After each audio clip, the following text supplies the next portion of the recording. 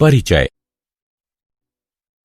रसायन विज्ञान में हम वस्तुतः पदार्थ की संरचना, संघटना एवं उसके गुण धर्म का अध्ययन करते हैं, जिन्हें पदार्थ के मौलिक अवयवों, परमाणुओं एवं अणुओं के माध्यम से अच्छी तरह समझा एवं परिभाषित किया जा सकता है।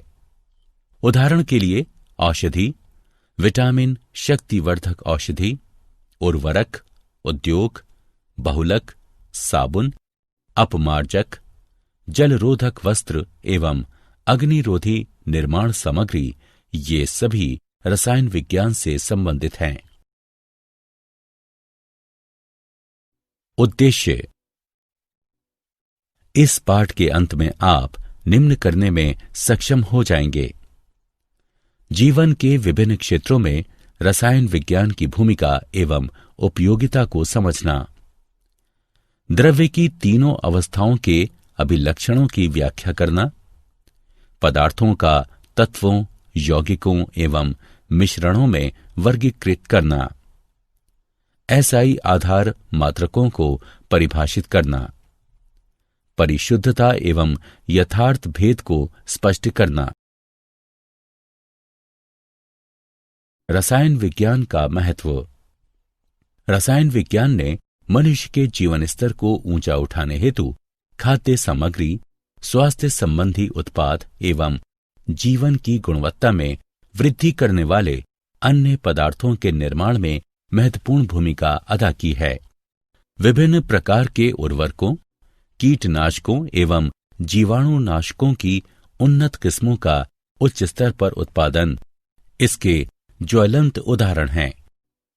इसी प्रकार पशु एवं वनस्पति स्रोतों से संश्लेषित अथवा कृत्रिम विधियों से निर्मित कई जीवन रक्षक दवाएं हैं, यथा कैंसर के उपचार में प्रभावी सिस्प्लास्टिन एवं टैक्सोल और एड्स पीड़ितों के उपचार में प्रभावी एजिडिटी अर्थात एजिडोथामाइडिन।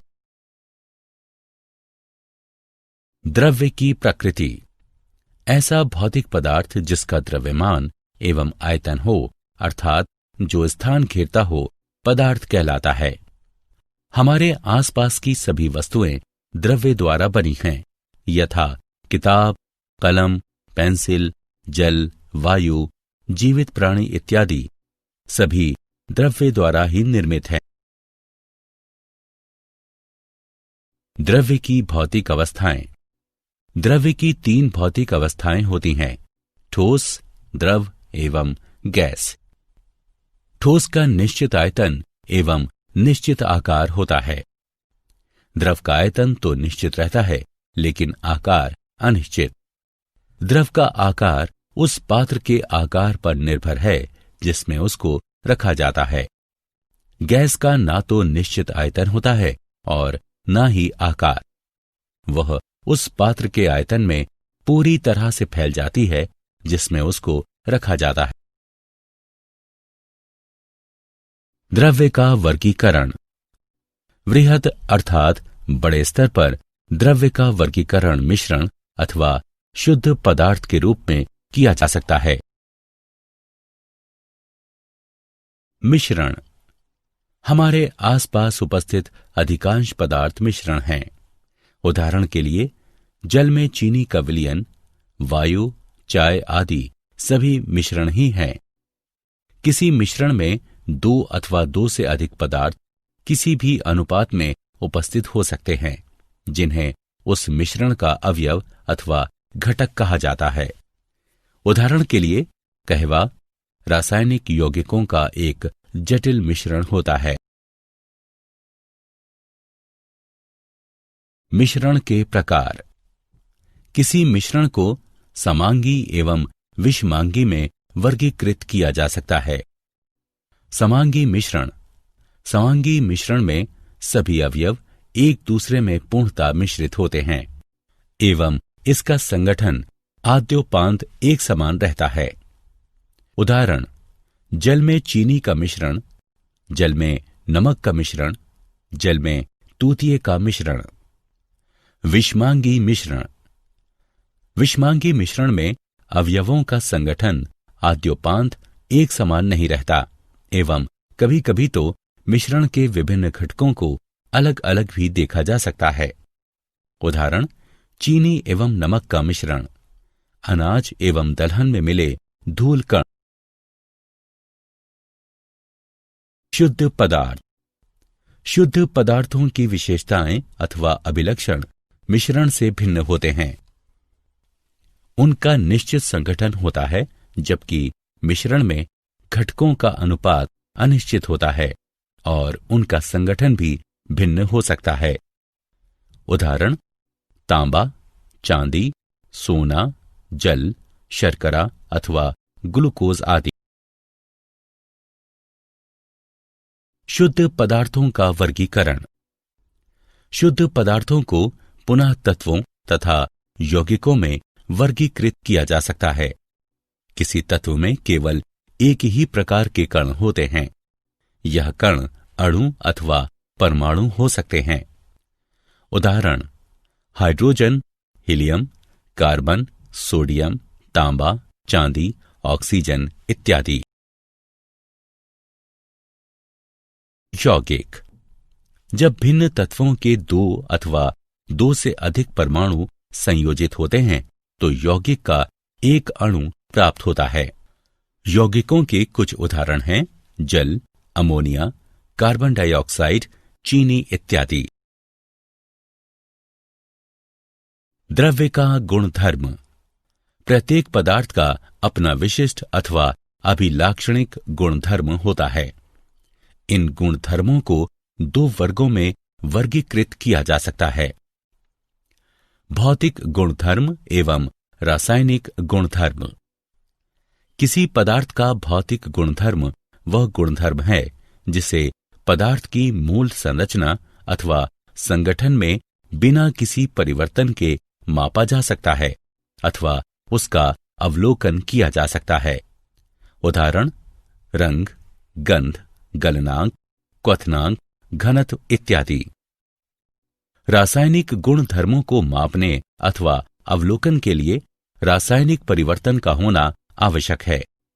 उदाहरण, विभिन्न पदार्थों की अभिलाक्षणिक अभिक्रियाएं जैसे अम्लता, क्षारता, दहनशीलता आदि। मात्रकों की अंतर्राष्ट्रीय प्रणाली एसआई। मात्रकों की अंतर्राष्ट्रीय प्रणाली यानी एसआई में 7 आधार मात्रक होते हैं एवं इन मात्रकों का संबंध 7 मूलभूत वैज्ञानिक राशियों से है। अन्य भौतिक राशियां जैसे गति, आयतन, घनत्व आदि इन्हीं से व्युत्पन्न हैं। एसआई के आधार मात्रकों की परिभाषा नीचे तालिका में दी गई है। एसआई प्रणाली में किसी मात्रक के अपवर्तयों एवं अपवर्तकों को व्यक्त करने हेतु उपसर्गों का प्रयोग किया जाता है। द्रव्यमान एवं भार। किसी पदार्थ का द्रव्यमान उसमें उपस्थित द्रव्य की मात्रा है, जबकि किसी वस्तु का भार उस पर लगने वाला गुरुत्व बल है।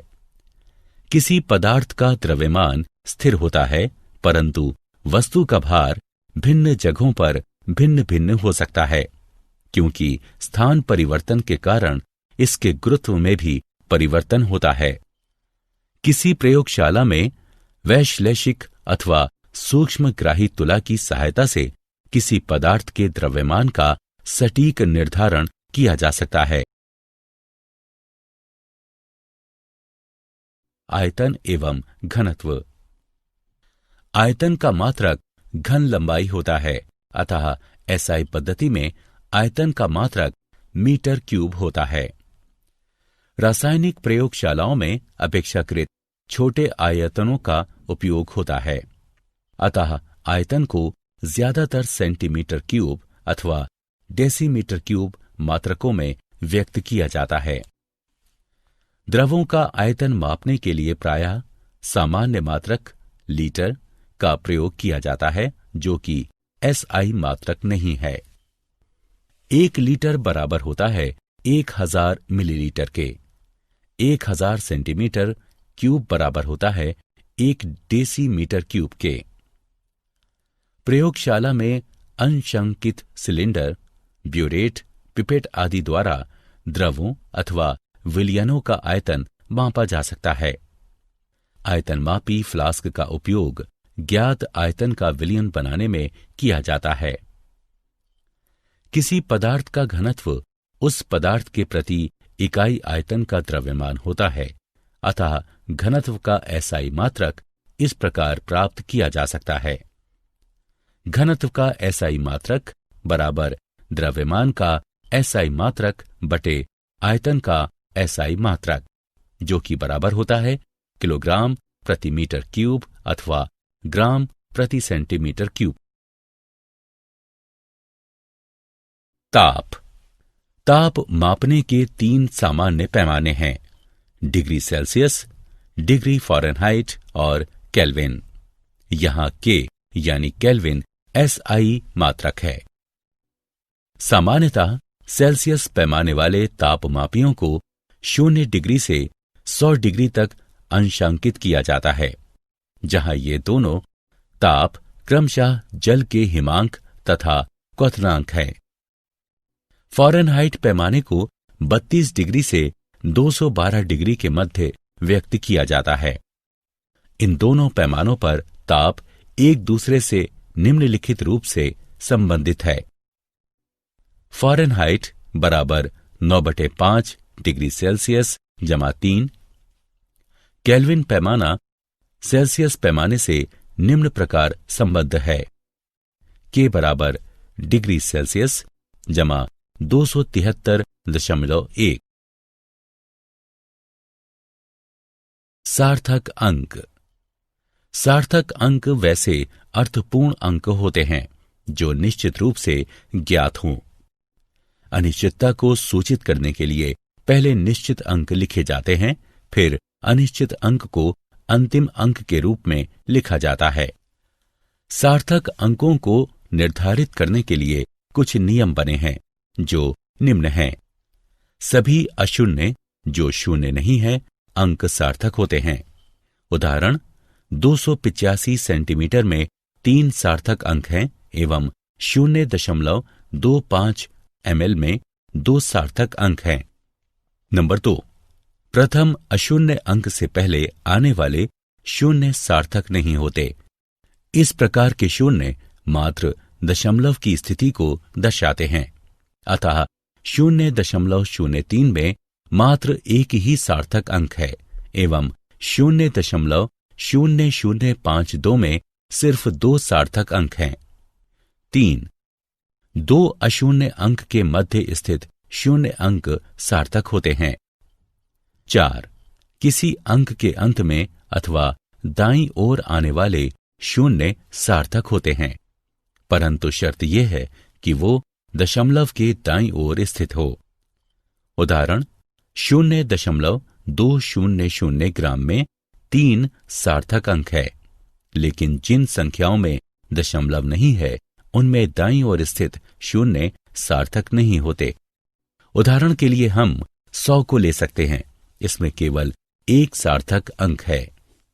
5, यथार्थ संख्याओं में सार्थक अंकों की संख्या अपरिमित होती है। उदाहरण के लिए 2 गेंदों या 20 अंडों में अपरिमित सार्थक अंक है, क्योंकि ये दोनों ही यथार्थ संख्याएं हैं एवं इन्हें दशमलव अंकित करने के बाद अपरिमित शून्य लिखकर व्यक्त किया जा सकता है, जैसे 2 बराबर 2.000000 या 20 बराबर 20.00000000।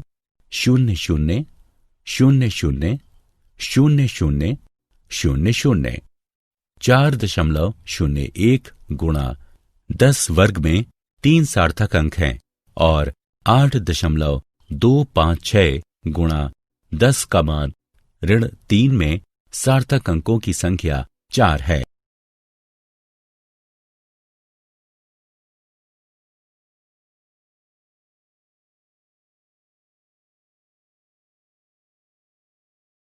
सार्थक अंकों का गुणा और भाग एवं जोड़ और घटाव। परिणाम को आवश्यक सार्थक अंकों तक व्यक्त करने के लिए संख्याओं के निकटतम राउंड ऑफ मान लिखते वक्त निम्न बातों का ध्यान रखें। यदि दाईं तरफ का अंतिम अंक 5 से अधिक है और उसको हटाना है तो उससे पहले वाले अंक में 1 जोड़ दिया जाता है। उदाहरण 1.386। अब अगर हमें दाईं तरफ के अंतिम अंक अर्थात 6 को हटाना है तो हम उसके निकटतम अंक 8 में 1 जोड़ देंगे अर्थात ये 9 हो जाएगा और अब 1.386 का निकटतम मान 1.39 हो जाएगा। अगर दाईं तरफ का अंतिम अंक 5 से कम है और उसे हटाना है तो उसे हटा देंगे, लेकिन उसका निकटतम अंक अपरिवर्तित ही रहेगा। उदाहरण 4.334 में से दाईं तरफ का अंतिम अंक अर्थात 4 को अगर हटाते हैं तो इसका निकटतम अंक अर्थात 3 अपरिवर्तित ही रहेगा। अतः 4.334 का निकटतम मान 4.33 होगा। यदि सबसे दाईं तरफ के अंतिम अंक को हटाना है और उसका मान 5 है तो ऐसी स्थिति में यदि उसका निकटतम अंक सम है तो वो अपरिवर्तित रहेगा, परंतु विषम अंक होने की स्थिति में मान में 1 अंक की बढ़ोतरी होगी। उदाहरण यदि 6.35 से 5 को हटाकर निकटतम अंक लिखना है तो हमें 3 को 4 करना होगा अर्थात 6.35 में से 5 को हटाने के बाद निकटतम अंक 6.4 होगा। जबकि 6.25 में से यदि 5 को विलोपित करेंगे तो इसका निकटतम मान 6.2 ही होगा, क्योंकि 5 के ठीक पहले वाला अंक सम है।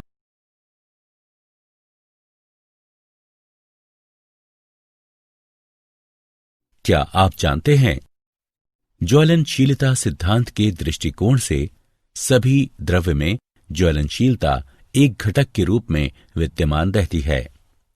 किसी वस्तु के जलने का अर्थ है उस द्रव्य में विद्यमान ज्वलनशील घटक का निस्तारण। अगर कोई वस्तु नहीं जलती है तो माना जाएगा कि उस वस्तु में ज्वलनशील घटक मौजूद नहीं है। ज्वलनशीलता का सिद्धांत। किसी वस्तु के दहन का अर्थ उसके ज्वलनशील घटक का वायु में निस्तारण है। प्रागलन द्वारा धातु निर्माण के लिए अपेक्षाकृत कम ज्वलनशील अयस्क के साथ ज्वलनशील घटक का मिश्रण आवश्यक होता है। मूर्छायुक्त अथवा अपरिष्कृत धातु से ज्वलनशील घटक का वायु में निस्तारण अपेक्षाकृत धीमी गति से होता है।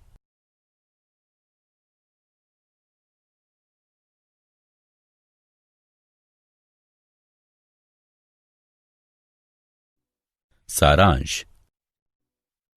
आइए हमने जो कुछ सीखा है उसे संक्षेप में दोहराएं। सभी पदार्थ द्रव्य से निर्मित होते हैं जो 3 अवस्थाओं ठोस, द्रव और गैस में पाए जा सकते हैं। द्रव्य को तत्व, यौगिक एवं मिश्रण में भी वर्गीकृत किया जा सकता है। रसायन विज्ञान में राशियों के मापन में 10 की घात घटा 31 से लेकर 10 की घात जमा 23 जैसी संख्याएं आती हैं। अतः इन्हें व्यक्त करने के लिए वैज्ञानिक संकेतन जैसी उपयुक्त पद्धति का उपयोग किया जाता है। प्रेक्षणों में सार्थक अंकों की संख्या का उल्लेख कर अनिश्चितता का ध्यान रखा जा सकता है। विभिन्न परमाणुओं का संयोजन रासायनिक संयोजन के मूलभूत सिद्धांतों के अनुसार होता है।